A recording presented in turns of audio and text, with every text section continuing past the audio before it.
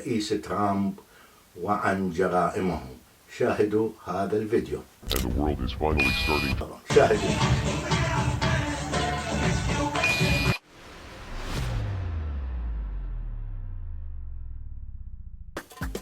لا هسه نعطيكم حقكم ويكون خاطركم إلا طيب.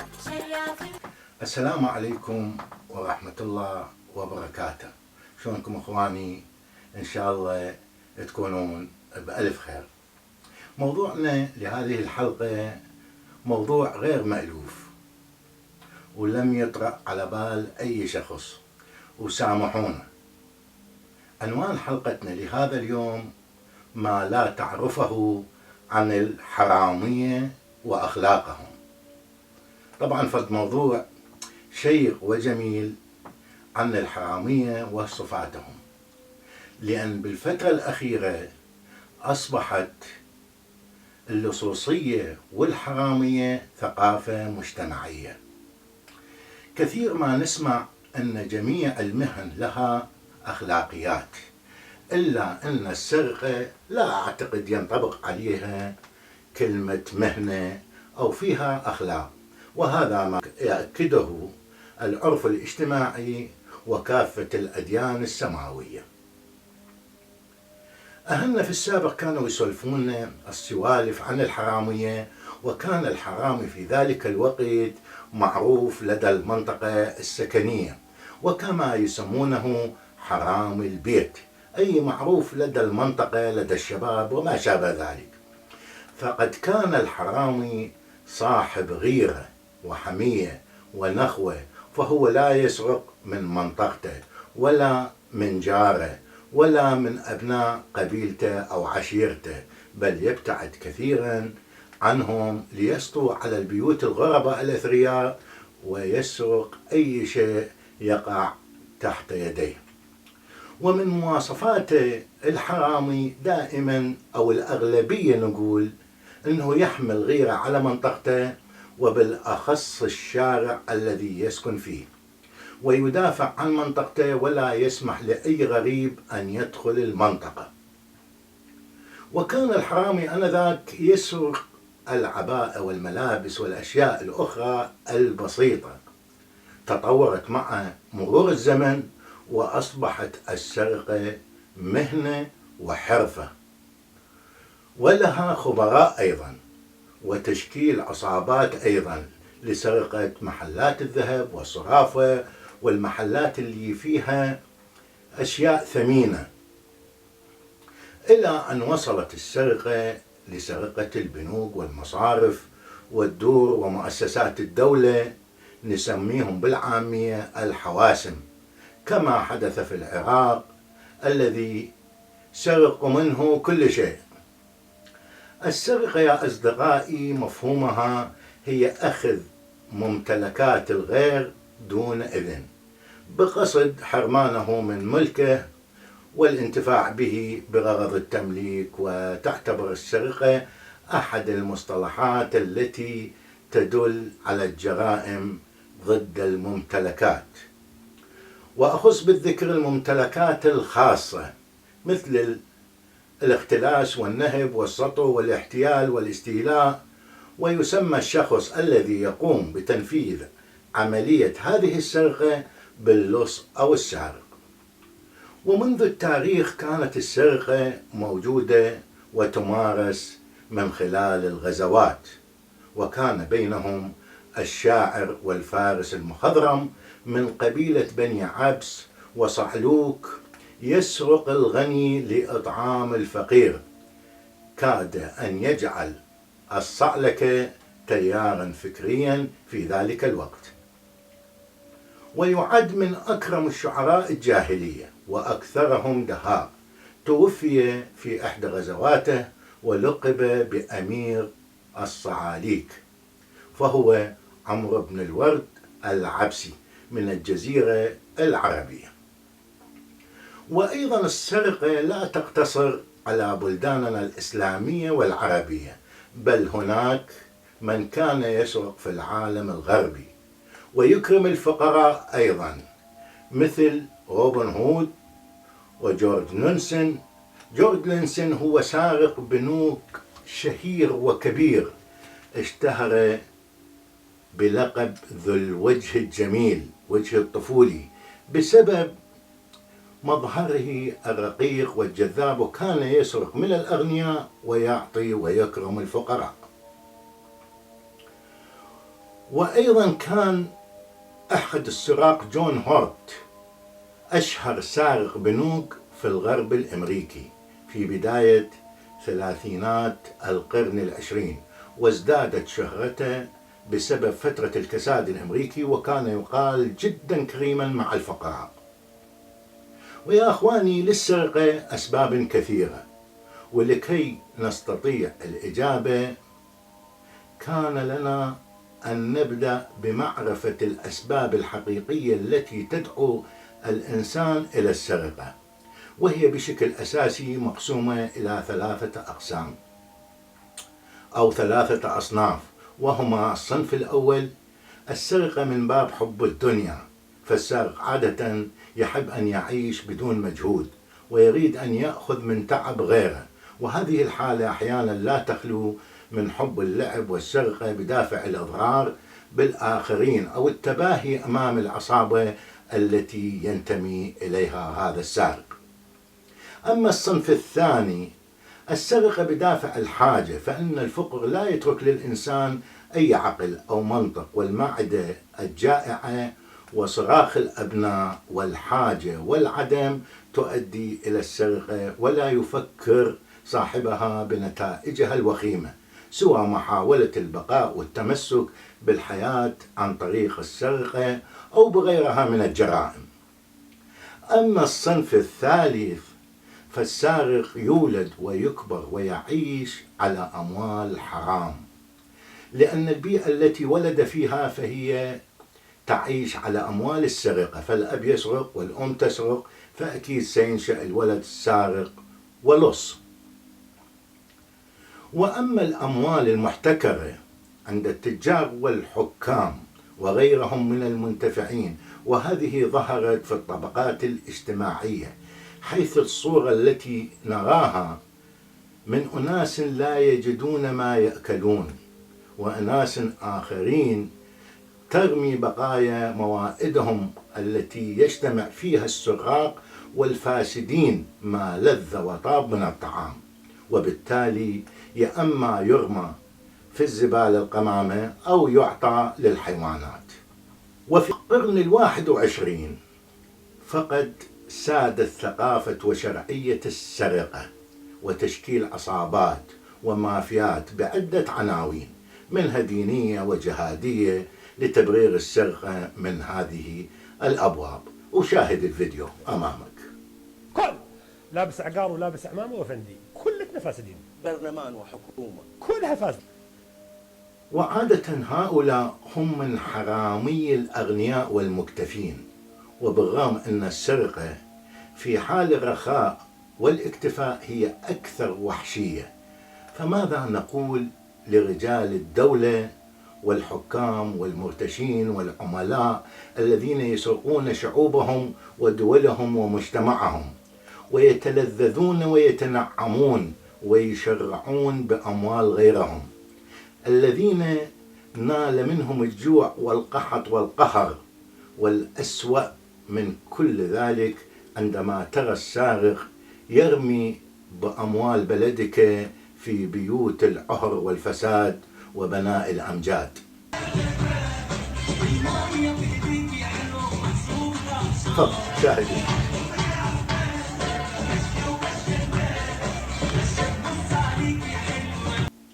وعلى كل حال يا أصدقائي، فإن أساس بقاء المجتمع آمنا فيجب القصاص من المجرمين والدفاع عن المظلومين، ومن غير هذين الأمرين فإن المجتمع سيصبح غابة يأكل القوي فيها الضعيف. فإذا أعزائي، السؤال هو: هل السارق له أخلاق أو لديه أخلاق المهنة أو الحرفة؟ سوف نسرد بعض القصص لنرى إذا كان للسارق أخلاق قام لص في الولايات المتحدة الأمريكية بسرقة كاميرا من سيارة، لكنه عادها بعد أن عرف أن صاحبتها مريضة بمرض السرطان، وهي تقوم بأخذ صور لنفسها بهذه الكاميرا على مود أطفالها حتى يذكروها بعد مماتها. والقصة الثانية عندما ترك أستاذ جامعي سويدي حقيبته دون رقابة وبداخلها كمبيوتر ليسرق، والأمر الذي أحزن الأستاذ لأن الكمبيوتر يحتوي على أبحاثه ومحاضراته خلال 10 سنوات، لكنه فوجئ بأن اللص أرسل إليه فلاش الميموري يحتوي على تلك الأبحاث والمحاضرات.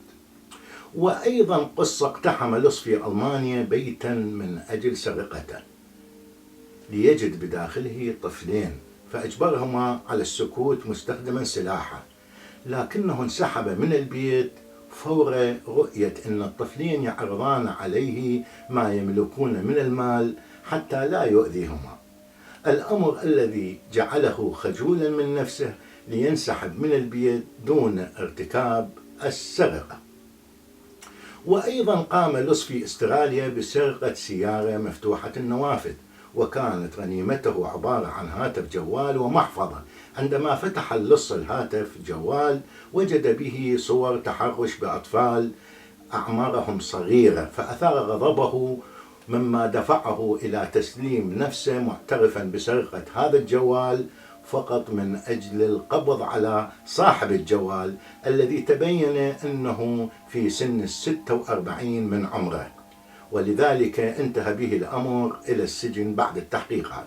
وأيضا لص آخر قام بسرقة السيارة، لكن سرعان ما عادها بعد اكتشافه أن هناك طفلا بداخلها، فقد عاد بالسيارة إلى المكان الذي سرقها منه ليجد الوالدين مذعورين، فأنذرهما بعدم ترك طفلهما دون رقابة ثم هرب. يا أصدقائي، من خلال هذه القصص ماذا نقول لهؤلاء السراق؟ هل السرقة فيها أخلاق؟ فالجواب عندكم. وقسم آخر من السراق يسرقون ويأتون بالأموال إلى بلدهم لينعشوا اقتصاده، مثل الرئيس ترامب والرئيس بوش وغيرهم الكثير من الحكام. وهناك نوع آخر مثل رئيس وزراء أوكرانيا السابق كان يسرق ويفتح مشاريع في بلده مثل شركة الشوكولاتة ومعجون الطماطة وغيرها من المشاريع، والتي يبيع إنتاجها بسعر بخس لمساعدة الفقراء.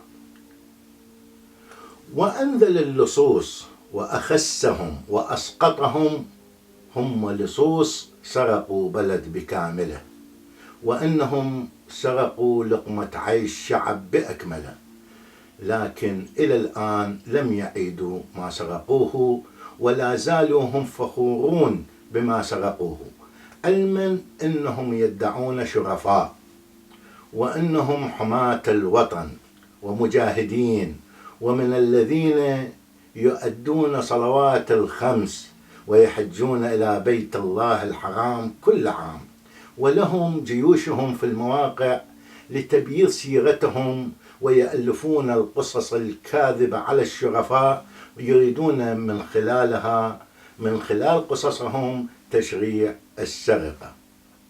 بالإضافة لهذا يقومون بتهريب الأموال خارج بلدهم، أي بمعنى يسرقون البلد لمرتين، مرة يسرقونها بمشاريع وهمية، والسرقة الثانية لتهريب الأموال وتدمير الاقتصاد. يعني هؤلاء سراق بلا أخلاق، وذولاك سراق يمكن شرفاء. إلى متى نبقى نجامل هؤلاء على حساب مستقبل أجيالنا ووطننا؟ ومن المسؤول عن حصول هذه السرقات وبهذا الحجم المخيف والمريب؟